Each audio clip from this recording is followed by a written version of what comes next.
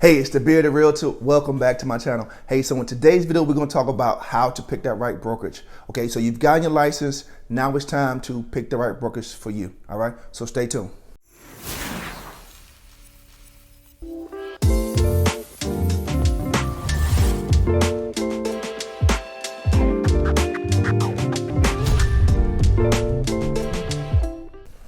Hey, it's the Bearded Realtor. So in today's video, we're going to talk about how to pick that right brokerage. So if you don't know me, my name is Maurice Murphy. I go by the Bearded Realtor. I'm a real estate agent here in Jacksonville, Florida.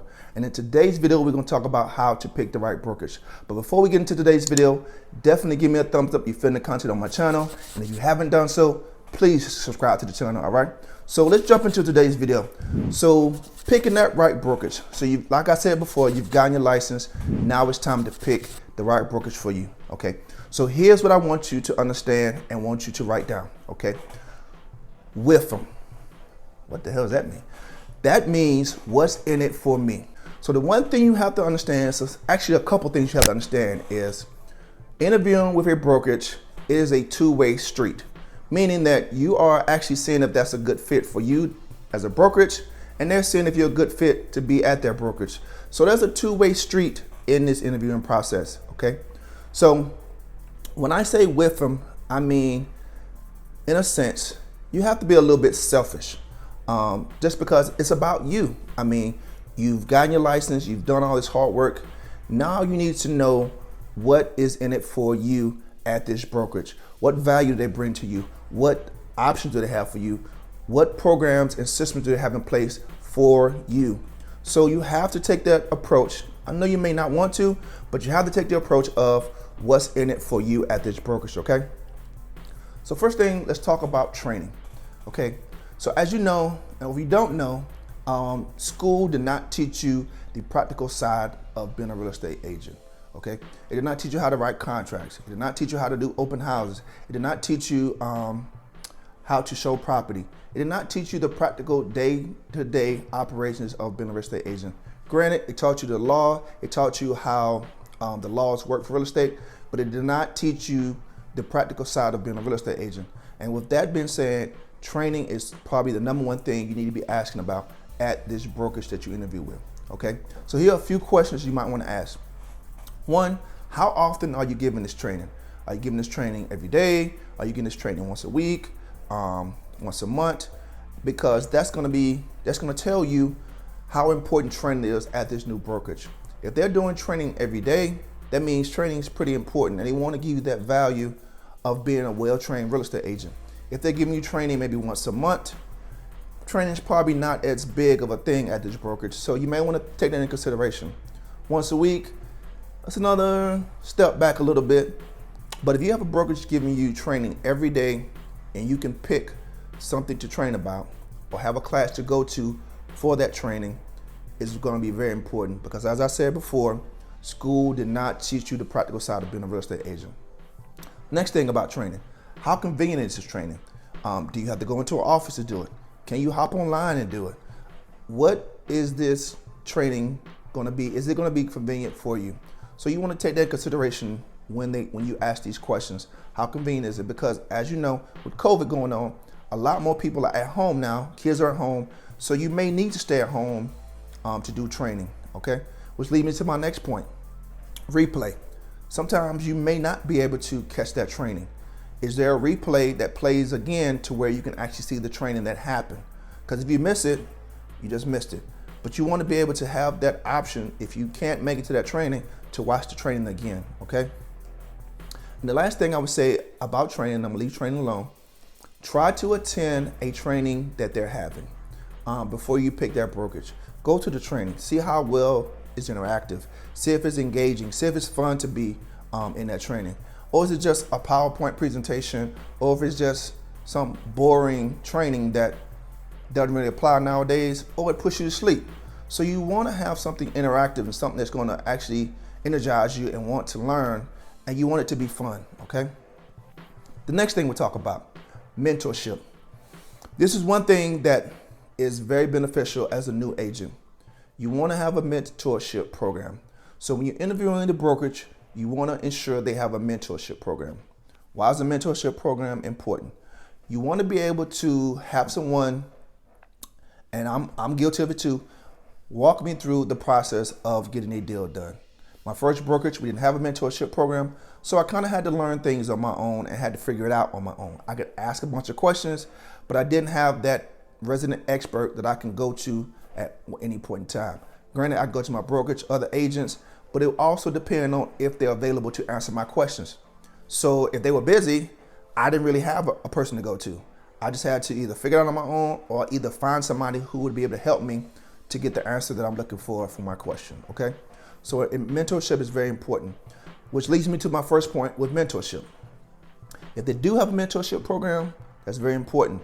If they don't, that's probably something you need to consider because you're gonna need a person guiding you and holding you accountable day to day on what is important to being a real estate agent and the things you have to learn with being a real estate agent, okay? The next thing, if they do have a mentorship program, the next question you wanna ask is, how accessible is this person? Can I call this person anytime I need? Does it have certain hours? Like, what is that person's protocol for me to ask questions? Is that person gonna take me on a show? Is that person gonna show me how to do open houses? You wanna fully understand what this mentorship program is, because most times these mentorship programs, if that person's walking you through a deal, he's gonna get a cut of your commission. So you wanna be able to get value out of what he's giving you or what he or she is giving you. So you want to ensure that that person is accessible to answer all your questions and can help you throughout the process of selling a home, okay? So the third thing is culture and people. I would say that it's a very big thing. You want to be around the right type of people. You don't want to be around toxic people, people who had a bad break at being in real estate. You want to be around people who are lively, who have been successful, because success breeds success. So you would not want to be at a brokerage where you're not selling that many houses. Granted, they could be great people. I mean, don't take it away from them, but you want to be around people, agents who are successful, so that way you can breed that same success from them. Also, with that being said, even though you're around these successful people, ensure that you're around the right people that's successful. Sometimes I've heard stories that the successful agents do not want to share that type of information with you because you're the competition. You're going to be selling houses just in the same area they're going to be selling houses. So if they're giving you all the information of what they're doing, you now become their competition. Only thing you do is replicate what they're doing. So you want to ensure that you have the right people around you that's fostering your learning and want to see you successful. If you don't have that in your brokerage, or if you don't get that feeling from the interview at the brokerage, you might want to consider moving on to a different brokerage, okay? So it's very important. Next thing is work environment. Some brokerages have brick and mortar. We at XP don't, but if you do decide to go to a brick and mortar brokerage, you want to ensure that type of work environment is fostering a learning type of way of being a real estate agent. So you want to be able to ensure that coming into the office is not going to be a bad experience for you. Okay, and the third thing, well, the last thing I want to talk about is commission. So with commission, I talked about it last just because commissions should not be at the top of the list of importance when you're picking a brokerage. I took that approach when I first came into the business because I figured, hey, I want to go to the brokerage where I can make the most amount of money. Okay, granted, you want to ensure that a brokerage is being fair. If they're taking a 50-50 split, me personally, I don't think that's fair. I think I should be getting more than the brokerage is getting. And that's just my opinion. No matter where I go, I expect to get more than what the brokerage is doing because I do the work. I do the leads and I'm out there hustling and bustling, so I should get more of the money. So I learned that lesson the hard way, that money was always going to come. The splits don't always have to be 100% flat fee commission, because if you're not selling anything, 100% of zero is zero. So if the brokerage has to make a 10 or 20 or 30% cut off the commission, ensure that they are giving you that value back. Ensure that they are helping you to get more deals, because if they're taking 20, 30% off your commission, but not helping you foster a great successful business, then what's the point of them taking the money from you? Are they giving you the training that you need? Are they mentoring you as they should? Are they giving you every tool that you could possibly need to be successful? Which is why the reason they're taking the 20 to 30% off your commission.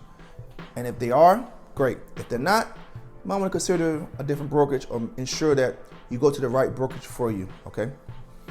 Because I can say myself, I was at a flat fee brokerage. I figured being at 100% commission, I get all my money, it will be great. But what I learned was the value for me was not there. We had training sporadically, and the training was kind of unorganized. So I had to understand that I may have to give a little bit to receive something in return. I may have to give you 20% of my commission, but I'm getting something in return of all the training and everything that I'm getting on the back end for my business. So another thing you want to look at with commission is caps. Now, what is caps? So what a caps means that after a certain dollar amount, the brokerage will stop taking money from you. It could be at EXP at 16,000. Some brokerages are 20, 21, 23. But you want to ensure, and I've seen some brokerages that don't have no cap. They just continue taking money from you all year round. So it really gives you no incentive to work hard to where once you get that cap, you can get the entire commission, okay? Because at that point, you've gotten everything you've needed from the brokerage for them to see you successful. So now it's time for them to give back and say, okay, hey, you've given us enough money. Now let's go ahead and basically give you all of your money from the commission, okay? So it's very important. Caps, ask about caps when you go into your interview, okay? And the last thing I'll leave you with is don't be afraid that if you pick the wrong brokerage, don't be afraid to venture out and see what else is available to you. I don't know if you've heard my story, but I went to 3 brokerages my first year because I had the wrong mentality on when it came to being in business. My thought process was I want most money, but I didn't really realize I needed value with that too. Like I needed something in return. I went to a brokerage that gave me a 70-30 split. I got some good return on it, but I felt like I should get more. So I felt like I should got more of my money, so I went to a full flat fee brokerage. And right there, I got a lot of my money, but I didn't get a lot of value and a lot of training and everything else that I needed to run a business, successful business as a real estate agent. So that's why I ended up at EXP. Okay, not to be on the soapbox for EXP, but that's what my story is. Okay, so don't be afraid to actually consider other brokerages if necessary. If you go to one brokerage, you can always leave it.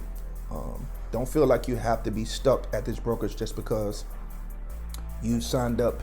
You can always leave at any point in time. Okay, so those are my quick tips or my tips on how to pick a brokerage. There's also, I guess, is a little bit of my testimony and my story of how I picked my brokerages throughout my first year of being in real estate. All right. So if you have any further questions or if you want to talk about anything, hit me up in the comment section below and we'll talk about it. Also, give me a thumbs up if you're feeling the content on my channel, and also consider subscribing to the channel. All right. So I'm the Bearded Realtor, and I'll talk to you soon.